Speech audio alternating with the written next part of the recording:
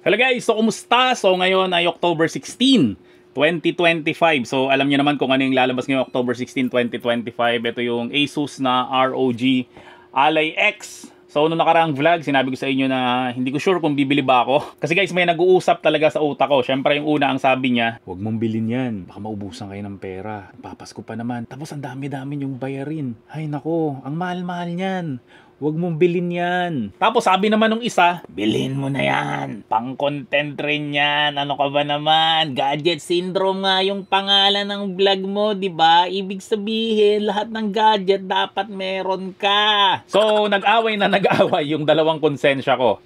Siyempre, ang nagwagi, yung gadget syndrome. No, kasi nga guys, katulad ng sinabi ko sa inyo, itong vlog na to ay ginawa ko para, syempre, meron akong dahilan sa asawa ko para bilhin ko yung mga gadget na gusto ko, no. And sa totoo lang talaga guys, no, as a YouTuber, sobrang hirap talagang magparami ng subscribers sa YouTube. Kala ng iba, dali lang, no, kasi nagsasalita-salita ka lang, nag-edit-edit ka lang. Hindi nyo alam yung behind the scene nito. Sobrang hirap talaga magparami ng subscriber and syempre ng viewers sa YouTube. Pero natuwa naman kaming mag-asawa kasi kahit ilang buwan pa lang itong vlog namin ay 6,000 na yung subscriber namin. At ang dami talaga naming viewers. So nakakatuwa kasi ang dami rin palang mga Pinoy na mahilig talaga sa gadget. Okay, so dahil dyan, eto, meron na tayong Xbox ROG Ally X. So gawin natin, unbox natin to guys, and syempre first impression ko muna.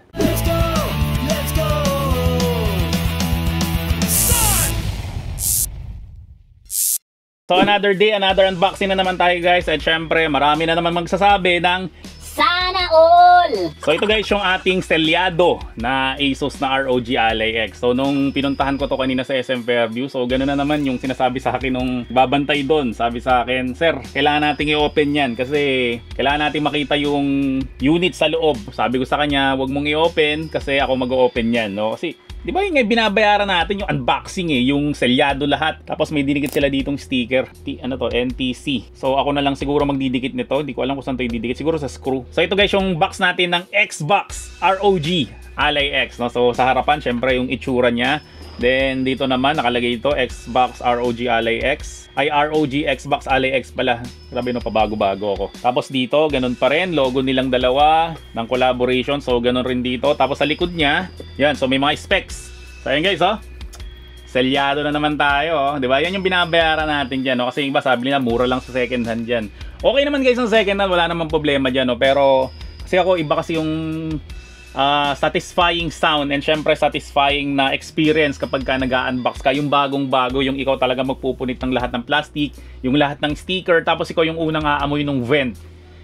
Yun ang tingin ko na binabayaran sa brand new, kaya siya mas mahal, no? So sa second hand, matagal-tagal pa ito magkaka-second hand, pero malay nyo na biglang hindi ko siya matripan. Ano kaya, magpapalit tayo kasi may paparating na Lenovo Legion Go 2, no? So malay mo, bumili tayo nun, and syempre pag bumili tayo nun, may mga i-dispose ulit tayo na item. Actually guys, may nabenta na ako na isang handheld, yung MSI Claw 8AI, kaya hindi nyo na makikita sa vlog ko yun. So ang available ko ngayon na mga for sale, yung ROG Ally X nga na 2TB, tapos yung Lenovo Legion Go S na Z1 Extreme na SteamOS, no? So kung gusto mong i-avail yung mga yan, syempre mas mababa na yan sa SRP. Syempre, second hand na nga yan. So, hanapin mo lang ako guys sa FB Gadget Syndrome. And syempre, kung nilike and finalo mo na rin yung page ko na yun, no? So maraming salamat sa iyo. At kung hindi mo pa nilalike at follow, no, makikisuyo na rin ako. Paki-like and follow na rin po yung page ko sa FB, which is yung Gadget Syndrome rin. Punitin na natin yung plastic na to. Mararamdaman nyo guys yung nararamdaman ko kapag brand new yung binili nyo, no? Yung alam nyo, kasi yun, napunit na siya. Brand new Xbox Ally X. Alisin natin yung mga plastic. Yun. So makikita nyo dito sa ilalim ng mesa ko, yun, no? Ang dami kong mga box dito na mga pinag-unbox. Ito yung box ng Lenovo Legion Go S. Ito yung box ng ROG Ally X. Tapos may mga Steam Deck dyan, nandiyan na rin yan, and so on. Ito may mga mic. Yan, sobrang dami ko ng box dito, no? So hindi ko siya tinatapon. Syempre nga, mas mataas kasi ang resale value kapag binibenta mo siya na meron siyang kasamang box. Actually guys, meron pa dapat akong i-unbox dito, no? Pasensya na makalat kasi nga na printing shop to, nagbebenta ako ng mga printer. So ito, malaki tong i-unbox ko. Tingnan yung kamay ko. Isa, dalawa, tatlo, apat na dangkal, no? So ano kaya laman nito? Grabe, no? Ito dapat yung unahin ko, kaso dumating yung Xbox ROG Ally X, kaya unahin na natin yun. So dito na tayo guys sa main event. Syempre pupunitin na natin tong sticker na to. Yun. So sa kabila rin, punitin rin natin. Alam mo yung tunog ng pinupunit mo to. Kanya. Yun, no? Yung tunog na yun, guys, ang isa sa pinakamasarap na tunog sa buong mundo, no? Bukod, guys, dun sa kumakalansing kapag ka nagwi-withdraw ka sa ATM. Yun yung sa pinakamasarap na tunog sa mundo. Okay, so ito, wala na bang sticker dito? So i-open na natin siya. Yun. Okay. So ito siya, guys. Syempre, ito yung harapan natin. Meron siyang karton sa harapan. Tapos ito na, yung Xbox ROG Ally X. So dahan-dahanin natin, baka mahulog kasi usually nahuhulog yan kapag ka sa unang kuha, no? So mamaya na natin to tingnan. Dito muna tayo sa loob ng box kung ano pa meron dito. Okay, so ito ay wala, karton lang to. Tapos ito naman, yun, mga manual na hindi naman natin binabasa. For sure, nandito yung charger, medyo mabigat eh. Yun, so ito nga yung charger niya. Yan, so 65 watts pa rin siya. So parang dati rin siya, kamukha rin siya ng dating charger nito. So ilagay ko na lang siya dito kasi hindi ko naman to gagamitin for sure kasi marami na akong charger dito. So yun lang, guys, yung laman ng box niya. So ibalik ko na tong takip niya sa tuktok. And syempre lalagay ko na to sa ilalim ng mesa ko. Dagdag kalat na naman. So ito, guys, yung Xbox ROG Ally X natin. Yan, meron siyang plastic. So next time na natin siya i-compare dun sa ROG Ally X talaga. So namnamin muna natin, guys, yung kagandahan niya habang naka-plastic pa siya. Grabe, no? So alisin na natin tong plastic.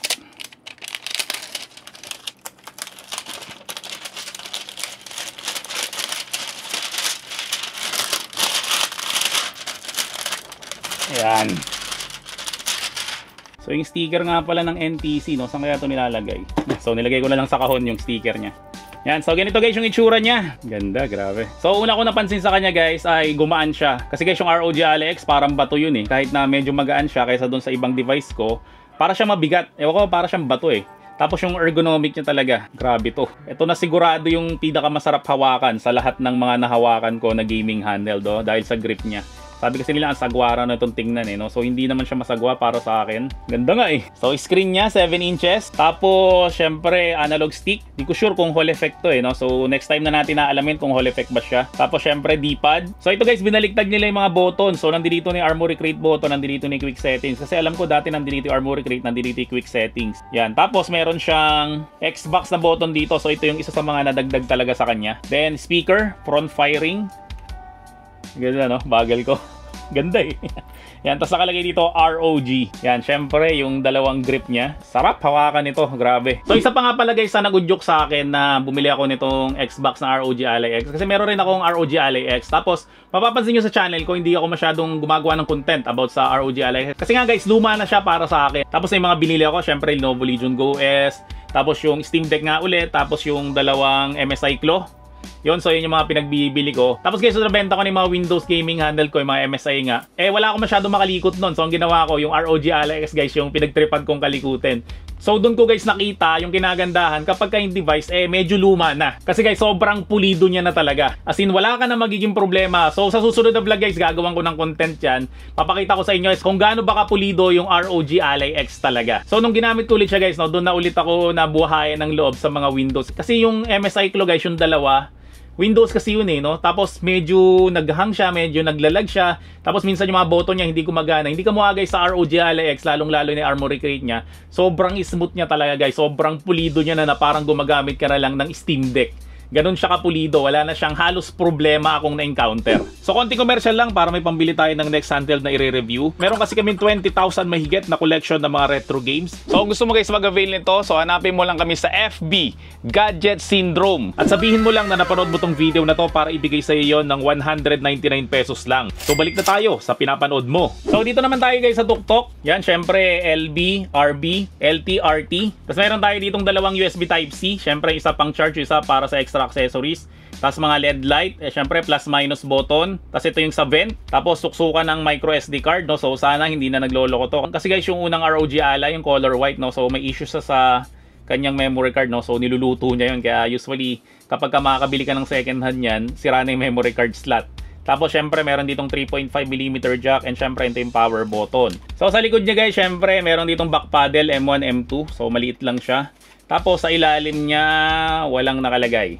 Okay, so ganun lang siya. Tapos sa gilid, so wala. Pero nakita niyo yung curve na to. Yan o, yan ang binabayaran dito ngayon eh. Then, syempre, dito sa kabila rin na to. Teka nga, kuha nga ako ng controller ng Xbox. Tingnan ko nga kung pareho siya. So ito guys yung controller ng Xbox. Tingnan niya natin kung magkamukha sila. So mas mahaba lang to. Tapos may Easter egg dito, alam ko eh. So may nakalagay sa kanya ROG. Yan o, puro ROG. Yan, so ganyan guys yung itsura niya. Problema sa kanya, hindi siya natatayo. Pero bumili na ako ng case nito, hindi pa dumarating. So i-on na nga natin siya. Sana mag-on. Kasi usually pagka ganito hindi agad nag-on eh. Pero hindi nga siya nag-on. Kasi parang safety precaution yun eh. Na bago mo i-on yung mga galing sa box talaga, kailangan mo muna siyang i-charge. No? So i-charge natin siya. Yan, so nag-charge naman siya. Then try na natin siyang i-on. Yun, nag-on na siya. So, hindi siya OLED. LCD display lang siya. Parehong-pareho talaga nung ROG Ally X lang rin eh. Okay, so nakalagay dito, please select boot device, Windows Boot Manager. Oh, talaga. Samsung yung gamit nila na SSD. So, A lang natin. Okay. So, United States, syempre continue lang natin to. Is this the right country? Syempre piliin natin Philippines. Oh, grabe smooth nito ah. You know, Philippines. Yes natin. Okay, yes rin natin yan. Want to add a keyboard layout. Skip. Let's connect you to a network. Okay, so connect muna tayo. Yan, so naka-connect na tayo. Next lang natin. Just a moment. Checking for update. So, please review the license agreement. So, ganito tayo. No? Hindi na natin binabasa yun. Na-accept na lang natin. Lagay na lang natin ay Gadget Syndrome. ROG. Okay, so Gadget Syndrome lang talaga pwede. So, next na natin to. So, habang hinihintay natin, syempre huwag nyo naman kakalimutan na mag-like, subscribe, and syempre, share nyo na rin tong video na to. Thank you. Okay, your update is progressing. We'll take it from here. See more. Your dedicated gaming device. Full screen experience. No? So, nagawa ko na to guys dun sa ROG Ally X. Pero tingnan natin kung may pagkakaiba ba siya. So, again, next time na natin ko compare to sa ROG Ally X. Ito muna tayo. Focus muna tayo dito sa Xbox ROG Ally X. Take control with Game Bar. Better with Xbox Game Pass. No? So, ang Xbox Game Pass from 185 ngayon 320 pesos na siya per month. So, tumaas. Okay. So, hintayin lang raw natin siya. Kasi matagal raw to. A few moments later. You're 98% there. Please keep your computer on. Grabe, ang tagal talaga ng unang setup. No? Hindi ka mukha sa Steam. Sa Steam, saglit lang eh. Pero syempre, Windows kasi to eh. So, hintayin na lang natin guys. Malapit na to. 98% na raw eh. Yun, so you're 100% there. Okay, konting hintayin na lang to. Yan, so nag-restart na naman. So, hopefully, ito na yung pinakahuling restart niya. Grabe, naiinip na ako ah. Unlock your Microsoft experience. So, sign in nga tayo. Kasi meron akong Xbox na Game Pass eh. So, i-sign in ko lang yung account ko. So, syempre, QR code ko lang. Yan. So, i-open lang natin siya. Connect device. Dami kong security, no? Kasi madalas kasi ma-hack yung account ko eh. Kaya tinatadtad ko ng security. Yan. So, please wait na naman. Grabe naman to. Want to use your fingerprint to sign up for faster and more securely. Sige, setup na nga rin natin para lahat na. Touch the power button. So, para rin siyang ROG Ally X na meron rin siyang fingerprint. Pero, wala pa rin gaming handle ngayon na merong camera, no? So, next natin, para talagang mukha na siyang laptop. Location, diagnostic data. Next na lang natin na i-next yan. Next rin natin to. Accept na lang natin. Tagal naman. Get more from Asus device. So, next lang natin. Yan. So, next na lang natin ang i-next yan. Yun! Ayos! Getting update ready. Grabe, hindi pa rin tapos. After natin mag-setup, update naman ngayon. Tagal to. Kasi kanina nagpunta ako ng SM Fairview nga para kunin to. Tapos nung hinawakan ko yung ROG Ally X nila na naka-display doon. So ito yung nandoon sa screen. Tagal. So sabi sa akin nung nagbabantay doon ay matagal nga raw yan. Okay, so hintayin na lang natin. Yun, so nakalagay dito, sign in with your Microsoft account to continue. Di ba nag-sign na tayo kanina? This device includes PC Game Pass. So yun, swerte. Okay, so redeem na natin to. Sayang rin to. So pag bumili ka nito guys, meron ka ng libre na PC Game Pass. So tingnan na nga lang natin kung ano yung mga nagagawa ng mga boto na to. Syempre, ito muna yung Armory Crate. Syempre, pag pinress natin to. So baliktad pa rin pala siya. Ito pa rin yung command center. Pero yung logo niya, Armory Crate. Okay, so baliktad siya. Tapos ito naman yung Armory Crate. Ay, hindi na siya Armory Crate. Wala na yung Armory Crate talaga. Wala na, inalis na nila yung Armory Crate. Ito, may Armory Crate pa pala dito, no? Actually guys, no, mas trip ko talaga yung Armory Crate kaysa dun sa Xbox na interface. Kasi ang ganda talaga ng Armory Crate. So, meron rin ditong Steam. Syempre, ito yung Xbox Store. So, pag pinress natin to, pupunta tayo dito sa Xbox. Paano naman pag ito pinress natin, itong Xbox button? Medyo magulo pa sa akin eh. No? Ulitin natin. So, ito yung sa Game Library. Ayun, ito yung sa Game Library. No? Ito kasi yung logo niya, pati ito. So, ito yung Game Library. So, wala pa tayong games dito. So, try nga natin mag-install. Dito tayo sa Game Pass. All games. Yan, so mag-download muna tayo ng games dito sa Game Pass. Recently added to Game Pass. Ano ba yung maganda dito? Yung mabilis lang i-download para... Ito na lang Silksong. Para hindi tayo masyado matagal kasi yung iba medyo matagal siyang i-download. So 1 terabyte siya guys, kaya meron pa siyang 881 gig na available. So install lang natin siya. Ito Wuchang, no, dami na naman. Ito guys, so mga free lang yan sa Xbox Game Pass or sa PC Game Pass, no? Dati 185 pesos monthly lang, ngayon 320 pesos na raw siya. Tapos pag pinress natin to, so ito yung Xbox bar. So ano pinagkaiba nitong dalawang to? So pag pinindot ko to, ito kasi itong bagong command center na to, ito guys yung itsura guys. Pag nag-update ka diyan sa ROG Ally X mo, no? Kasi in-update ko siya kagabi. Ganito na yung itsura niya ngayon. Okay, so ito naman, ito na yung Xbox bar. Yan, so punta tayo ng library. Okay, so medyo magulo pa, no? So tulad nga na sinabi ko sa inyo guys, unboxing to and syempre first impression. Yan. So, ano pa ba nagbago dito? So, sa bago guys na command center, so meron ditong nakalagay dito, Open Armory Crates. Meron dito nakalagay Windows, Silent, Performance, and Turbo. Pero kapag ka-charge mo to, maabot to ng 30 watts. Ang turbo nyo kasi is 25 watts lang. And so, hintayin lang natin to matapos. So, pag sinwipe mo to dito, ito rin naman siya, yung Xbox button. Tapos, kapag sinwipe up mo siya, yan yung mga task mo. Yan o, dalawa. Tapos, kung gusto mong mapunta sa desktop mo, o yung merong start menu, so meron nakalagay dito Xbox Full Experience, tapos ito naman yung Windows Desktop, no? So itap mo lang siya, switch to desktop, so i-continue mo lang siya, yan, so nasa desktop ka na. Okay, pero ang highlight nga dito ay dapat nababypass na to eh. So para bumalik ka ulit doon, so meron nakalagay dito, yan, no? Xbox Full Screen, so pwede mo siyang itap ulit. Tapos may options dito, nakalagay Restart for optimized performance, Start now, no performance changes, or stay on desktop, no? So gawin natin, start now lang natin. Tapos yan, babalik ka na ulit doon sa Xbox Full Experience, no? So, ganun nga. Katulad nga nung in-expect ko rin sa ROG Ally X. Parehong-pareho na sila ngayon. Pero ito ay powered siya ng Z2 Extreme and syempre meron siyang grip dito. Hindi lang guys masarap siyang hawakan eh. Sobrang sarap niyang hawakan talaga. So ito guys yung ROG Ally X ko and syempre ito yung Xbox ROG Ally X. No? So next time na natin guys siya i-compare dito para focus lang muna tayo dito sa Xbox ROG Ally X. Pero mas smooth siya kaysa sa ROG Ally X. Yung navigation niya.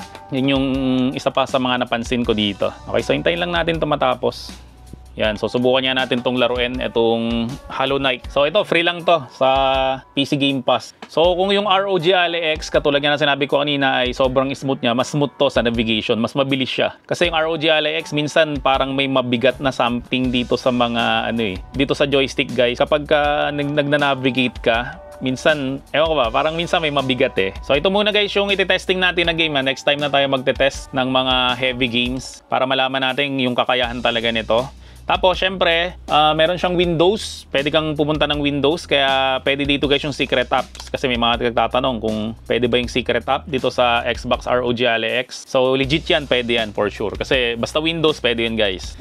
So, sa mga hindi ulit nakakalap kung ano yung secret app, app yun na pwede ka maka-download ng mga games. Alam niyo yung ibig sabihin pag sinabi kong pwede ka maka-download ng mga games, no? So, kung gusto mo mag-avail nun, so, syempre, pa-flash ko na lang sa screen para hindi ako yung kulitin nyo. Kasi dahil kasi nangungulit sa akin tungkol dun, eh. Ayun, medyo nakakalito. Okay. So, ito napindot ko, imbis na ito. Okay, so, para bumalik doon, swipe up mo lang, tapos lipat ka lang dito. Ito pala yung start. Select start. Select start. Okay, bind. Grabe, ang smooth talaga nito. Again, sinabi ko sa inyo, ang dami ko nang na-try. Nakita nyo naman yun sa vlog ko, di ba? Pero ang pinaka-smooth talaga pagdating sa Windows, Asus talaga na ROG Ally. Una, hindi ko siya pinapansin kasi akala ko palakasan lang yan, ganun-ganun. Minsan kasi guys, hindi sa palakasan talaga siya eh. Kasi mapapansin nyo yung Steam Deck, lagi pa rin yung binibili kahit na marami nang mas malalakas pa sa Steam Deck. So bakit yung binibili ng mga tao? Kasi mas optimize siya. Hindi lang siya mas optimized eh, highly optimized talaga siya. So kung gusto niyo na sobrang highly optimized pagdating sa Windows, walang tatalo guys sa ROG Ally X kahit na yung Z1 Extreme. Kahit nga guys yung puti lang eh. Sobrang ganda na rin nun. So papalitan mo lang ng battery para ka na rin naka ROG Ally X nun. Pero syempre kung gusto mo ng black and 24 gig yung RAM, syempre yung black na, yung ROG Ally X talaga. Kasi yung puti na Z1 Extreme, alam ko 16 gig lang yung RAM nun eh. Okay guys, so bibitinin ko muna kayo ulit. Kasi marami pa talaga akong lakad. Birthday ng nanay ko, anniversary namin mag-asawa, kaya talagang hinabol ko lang talaga to ngayong October 16. So yung mga susunod na testing natin dito, yung comparison natin sa iba't ibang gaming handheld, syempre sa ROG Ally X mismo, sa Steam, sa Lenovo Legion Go S, and kung saan nyo pa gustong i-compare to, no? So gagawin natin ng content dyan, i-comment down below mo lang kung ano pa yung mga gusto mong malaman tungkol dito sa Xbox ROG Ally X. At syempre, kung nagustuhan mo naman tong video na to, huwag mo naman kakalimutan mag-subscribe dito sa channel ko. Pakita natin sa asawa ko na dumadami talaga tayong mga subscriber nito. Para naman, syempre, pag may mga bago tayong mga gaming handheld, ay makabili pa rin tayo. Yun lang. Maraming salamat ulit sa inyong lahat. Hanggang sa muli, paalam!